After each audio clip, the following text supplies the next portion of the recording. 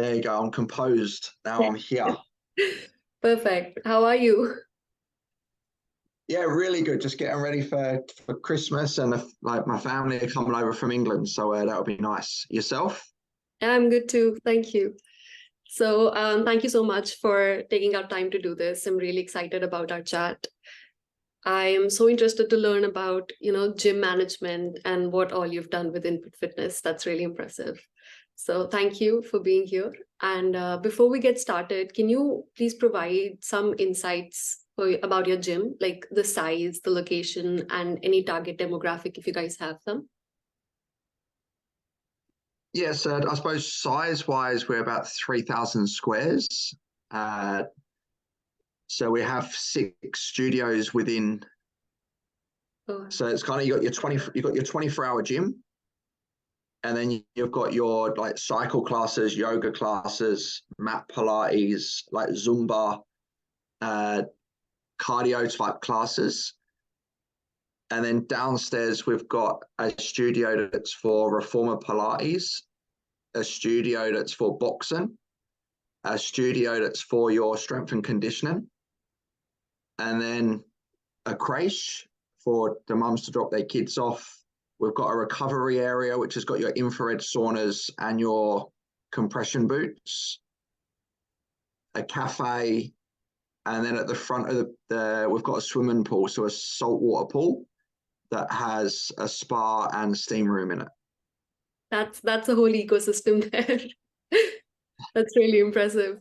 So do you guys have any target demographic, like certain age group or certain kind of people you're targeting, or is it like for everyone? Like the current demographic is it's been here 40 years. So when I bought it last year, there's a real mix, man. We've got people that are 12 years of age training their first gym to 96, who's like a guy Rex that comes cycling every day. So it's a real mix, but I suppose where the direction of the business is heading is more geared towards that kind of probably late 20s, early 30s, up to about 55.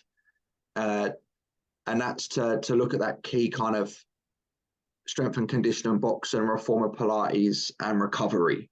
So looking at those key components, but also blending in the 24-hour gym model with that. Perfect, got it.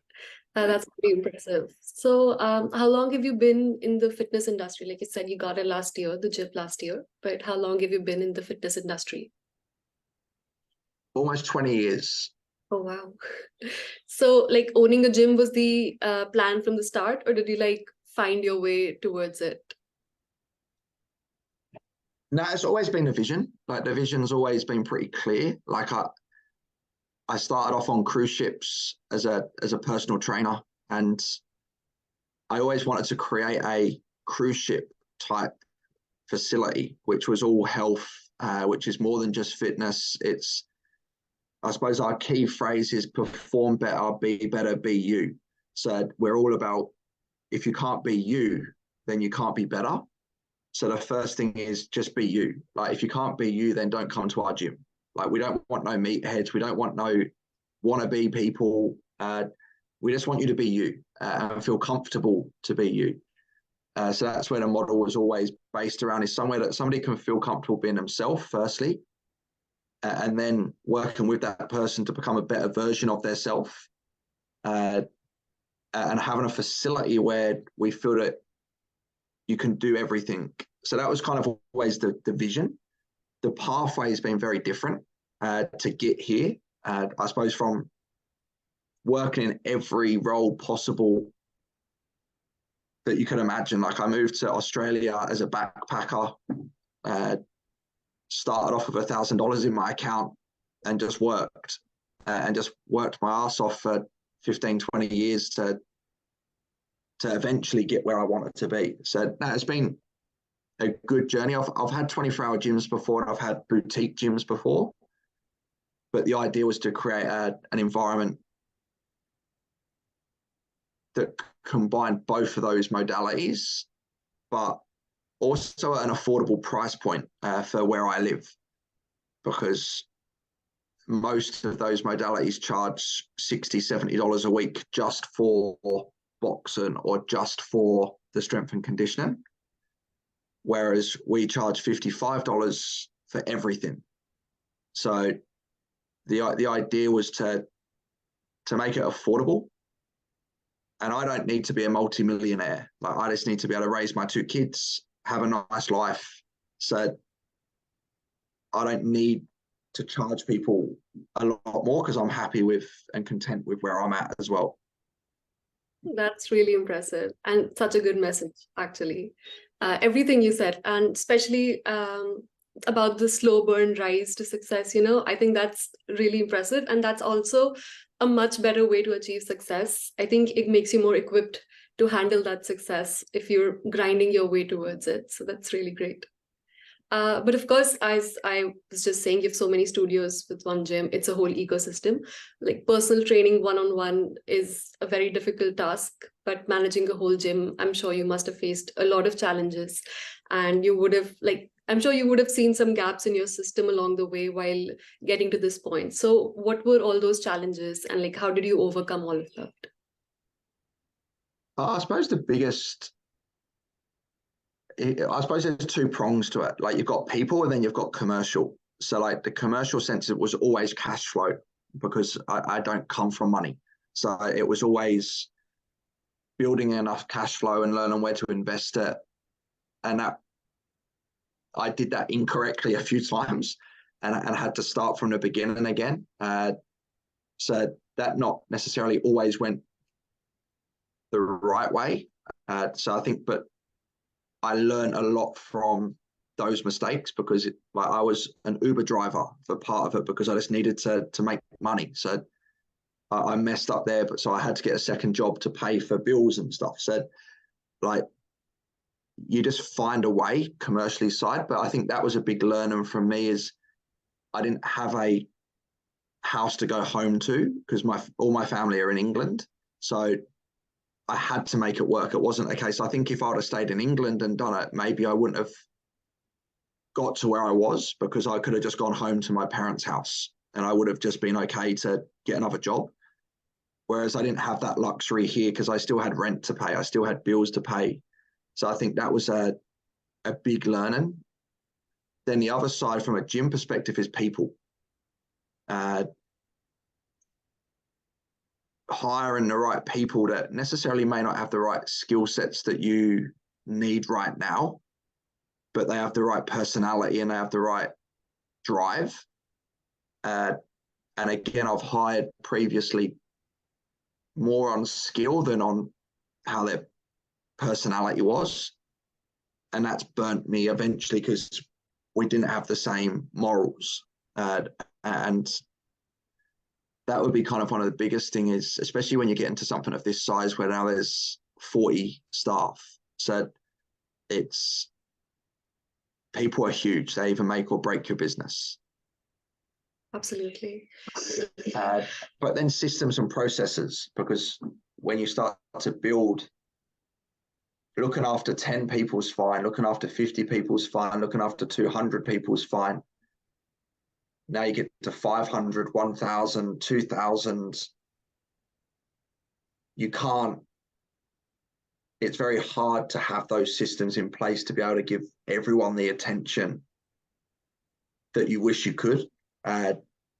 You just don't have enough time in the day to communicate with everybody. Yeah.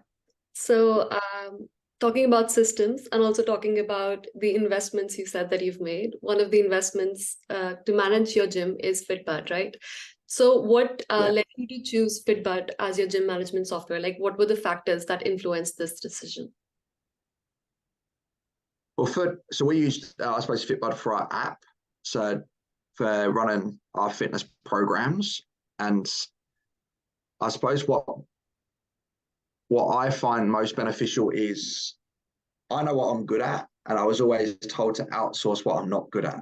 So for me, it's important for me to focus on what I do well and not try and do everything well. And that's where when I come across Fitbudd in Singapore at the event at Fit Summit, it was just to find out more about what Fitbudd is and what it does, and then realize that it fit very well within where I wanted to go. But you guys have got the skill set and the knowledge to do it, not just to have it, but also to continually upgrade it. So that's what you do. Like you build apps and you build content and you build systems within it that work, and that's what you spend your time on understanding. So it doesn't make sense for me to try and do it when there's somebody out there that already does it extremely well, and we can just slip it in with our system. Right. And after implementing Fitbudd into your daily operations, what all positive impacts have you seen with it? Like, how has it helped you? It's accountability. So we can have all of the systems in the world and we can have all of the best programs in the world, but if people are not keeping themselves accountable, their retention isn't there because people don't get results. So what we've found with Fitbudd is that people that want extreme accountability, it's now accessible at their fingertips. People that want a certain level of accountability, it's there. And people that don't want the accountability but know it's there if they need it. So there's almost 3 levels of how people are interacting with it, but they all love it because it's there. It's at the touch of the finger button.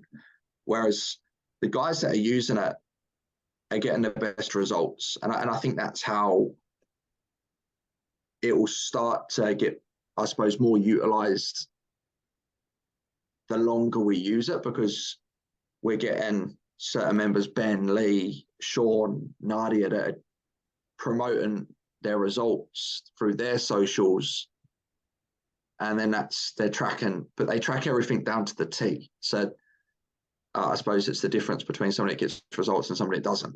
Like if you track and you're accountable, you'll get results. It's not rocket science. Like if you do the work and you do it right, then you'll get results. Right. And before Fitbudd, though, were you like using any other software, or was Fitbudd the very first one that you found and it just clicked? It's the first one that we've used from a commercial gym. Like I've used MyFitnessPal. Like I've used. I looked at Trainerize. I looked at Train Heroic. I've got a couple of friends that have got their own apps that they're building, but again, I needed something bigger. Like I needed a company that can fix things like that. They've got a software development team. They've got teams in each area than just one person. Because it would be good if it was just me, but obviously I've got a health club, so I've got 2,000 members to look after and 40 staff.